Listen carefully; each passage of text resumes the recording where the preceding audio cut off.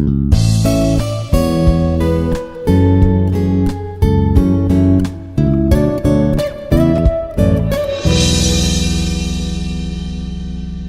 good morning everyone.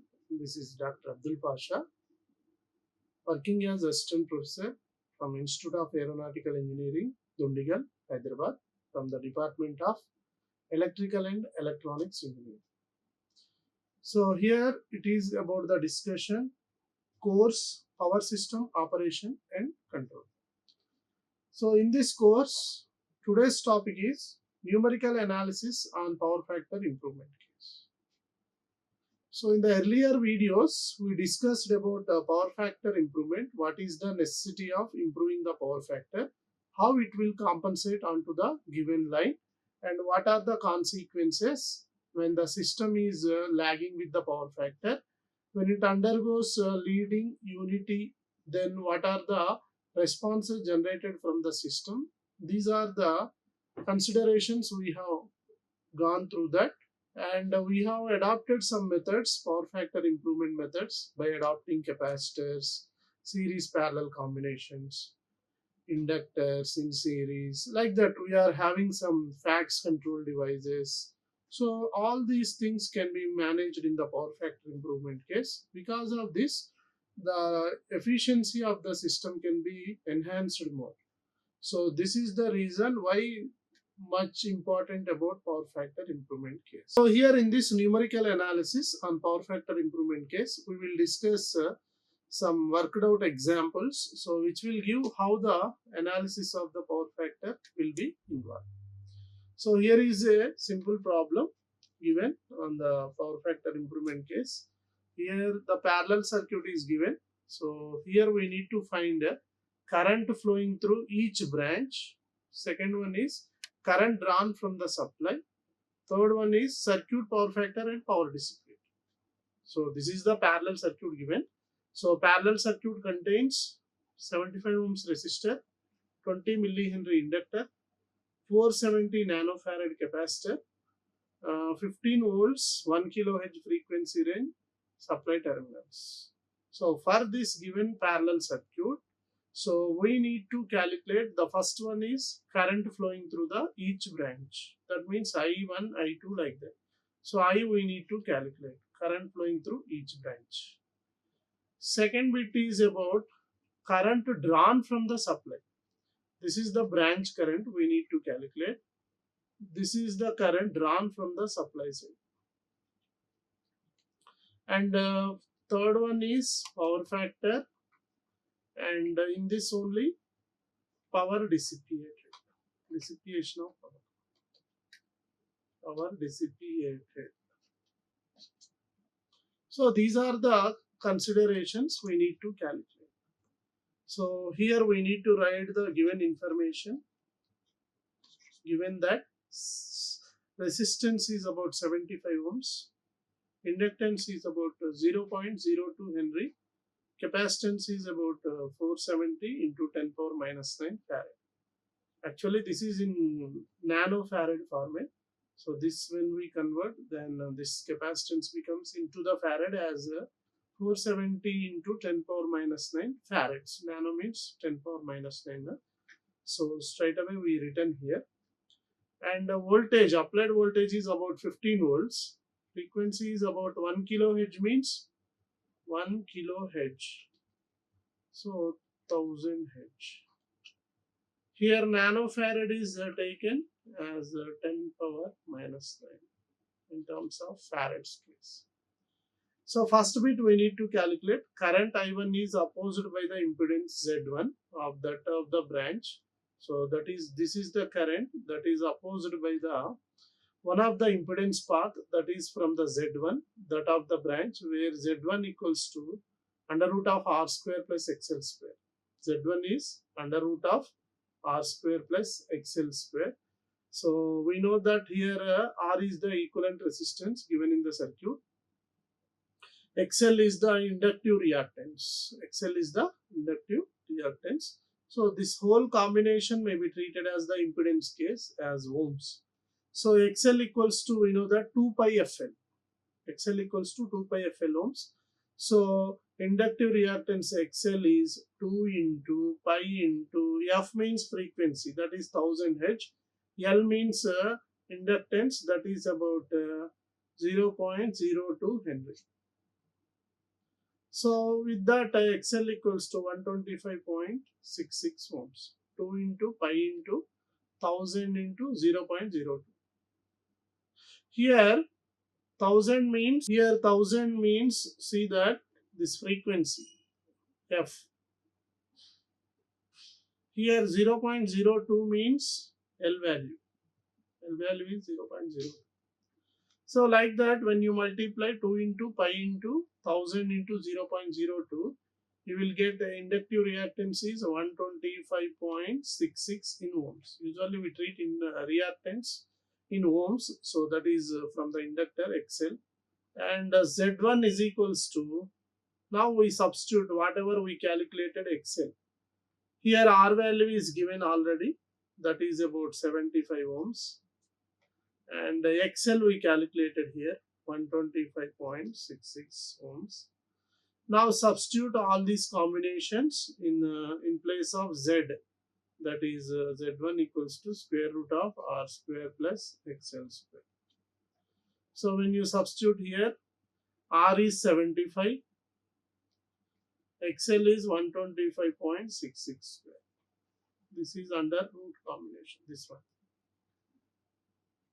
So when you calculate this value, then this becomes 146.34 ohms. 146.34 ohms. And current I1 is about to be V by Z1. We know that current I1 is V by Z1 here, which is in amps. So V means that is the applied voltage, 15 volts. Z1 means here we calculated Z1 value, that is about 146.34. So 146.34, that way. And I1 is when you calculate this 15 by 146.34, that is about 102.5 milliamps.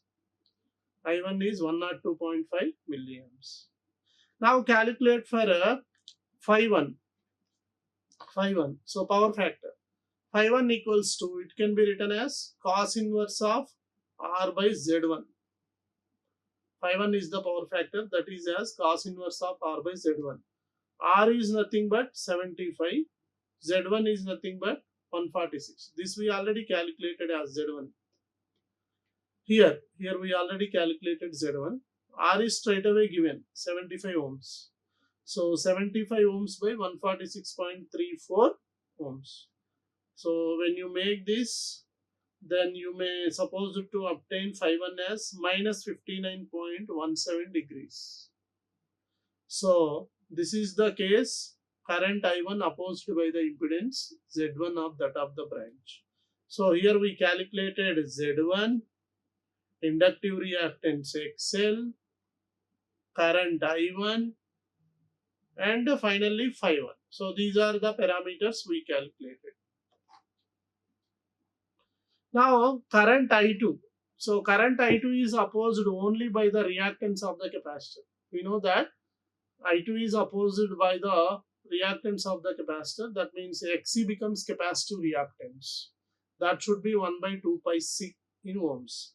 So 1 by 2 into pi into. What about C value from the given circuit? C is supposed to be considered as 1000. 1 by 2 pi F C. F is 1000. 1 kilohertz. C means 470 farads. 470 nanofarads. So here 1 by 2 pi Fc. 2 into pi into F means frequency 1000 Hz into capacitance is 470 nanofarads. 470 into 10 power minus 9 farads. So Xc becomes 338.63 ohms. This is called capacitive reactance. What it is? Capacitive reactance. Now current I2 becomes V by Xc. I2 becomes V by Xc, where V is the applied voltage 15. Xc is the capacitive reactance, that is about 338.63. Now I2 becomes 44.3 milliamps. Here we calculated I2. And phi2 becomes 90 degrees. So how we can obtain phi2? Just like here, phi2 is cos inverse of r by z2. So when you calculate that, phi2 becomes 90 degrees in positive range. And coming to the second bit, current drawn from the supply. That is, according to the criteria of the power factor improvement case, HC becomes I1 cos phi 1. What is I1? I1 we already calculated here. What is I1? 102.5 milliamps. And what about cos phi 1? Cos phi 1 becomes cos 29.17 milliamps. Then HC becomes 52.53 milliamps. VC becomes I1 sin phi 1 minus I2. I1 sin phi 1 minus I2. So taking the reference as voltage vector and taking I2 as a leading and lagging combination with reference to this phasor, as VC and HC components are going to be divided with respect to the I by an angle of phi. Then phi 1, I1 are going to be derived here, and I1 sin phi 1 minus I2 is going to be distributed here. And this is the parameter that is dragging towards this as I1 sin phi 1. This will be the combinational of the currents case. So here where I1 sin phi 1 is nothing but 102.5 into sin 59.17 degrees. So see here, sin phi 1 we can calculate from this with the phi 1 we have. So sin of 59.17 and I1 we have 102.5 that we already calculated. And I1 sin phi 1 becomes 88.02 milliamps. Now VC becomes 88.02 minus 44.3. According to the phasor, we will obtain 43.7 milliamps. Then I total current becomes under root of VC square plus HC square. So VC square becomes 43.72 square plus HC square becomes 52.53 square. Finally, I becomes 68.34. This is the total current drawn as 68.34 in milliamps. So here we should remind that this is an AC parallel circuit. All the values are given in AC nature. So it is possible for the current drawn from the supply to be less than that one more of the branch currents. That means phi equals to tan inverse of VC by HC. We already calculated VC value and HC value 43.72 by 52.53. Then this becomes minus 39.77 degrees. So power factor becomes cos phi, cos of 39.77. So power factor obtained becomes 0.7686 lagging in nature. So then power becomes VI cos phi in watts. So V means 15, I means 68.34 and cos phi becomes 0.7686 in lagging in nature. So when you consider for this, then P becomes 788 in milliwatts. So alternatively, we may treat that P equals to I1 square R in watts. Then I1 square becomes 102.5 into 10 power minus 3 whole square into R means 75. Then P becomes 788 milliwatts. This is the power that should be developed from the given circuit. Next problem, here it is about stator winding of an AC motor which has a resistance of 20 ohms and an inductance of 0.25 Henry. It is connected to a 240 volts 50 Hz supply. So here we need to calculate the current drawn from the supply and the power factor. So second bit is about two power factor correction capacitors, each about 16 microfarad, and they are connected in parallel across the stator winding. Now we need to calculate the current drawn from the supply and the power factor case. So what it is given? Stator winding of AC motor is given. So its resistance is given, that is about R equals to 20 ohms. These are the given values. 20 ohms. Inductance L value is given 0.25 Henry and voltage is 240 volts. Frequency is about 50 Hz and current drawn from the supply and the power factor means According to this, C1, C2 becomes 16 microfarad. So here capacitance is given 16 microfarad. Two power factor correction capacitors means power factor correction capacitors are C1, C2. These are the two capacitors. Each are having 16 microfarad. And they are connected in parallel across the stator wing. So these are the values given. This is the given circuit, 20 ohms, 0.25 Henry, and applied voltage 240 volts, 50 Hz circuit. And here inductive reactance becomes 2 pi f L. That we already know, inductive reactance formula. So 2 into pi into f into L in ohms. 2 pi into f means the frequency given is about 50 Hz. And here L value becomes 0.25 Henry. Straight away it is given in Henrys. So inductive reactance is 78.54 ohms. Now impedance becomes under root of R square plus XL square. So R square plus XL square means R value is 20 ohms. XL means 78.54 ohms square. So this net value becomes 81.05 ohms. Net value is impedance 81.05 ohms. Then current I1 becomes V by Z. V means 240, Z means 81.05.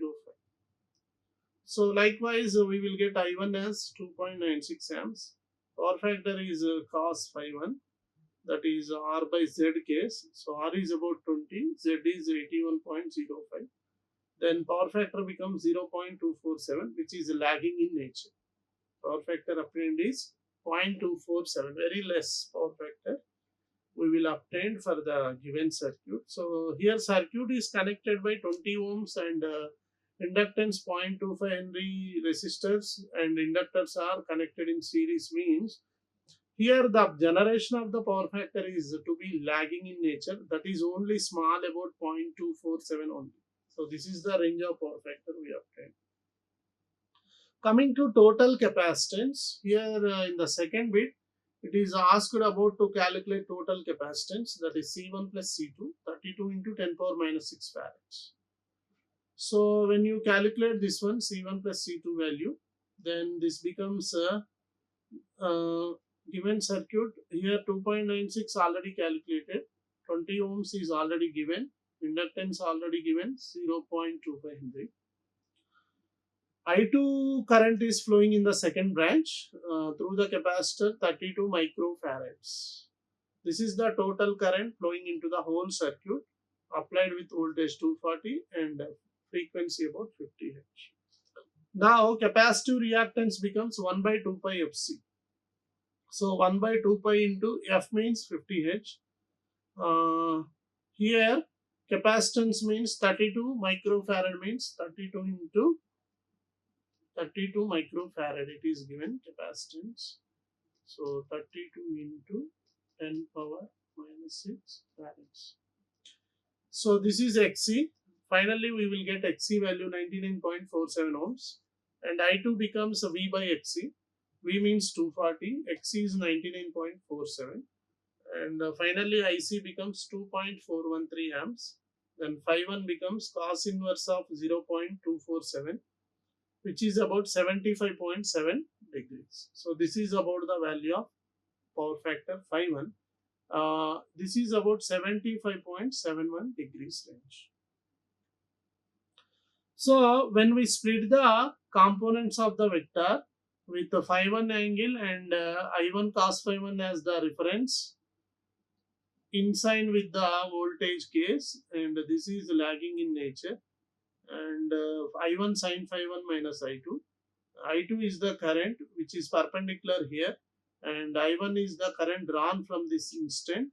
So here the splitting of total current with the respect to phi as VC and HC.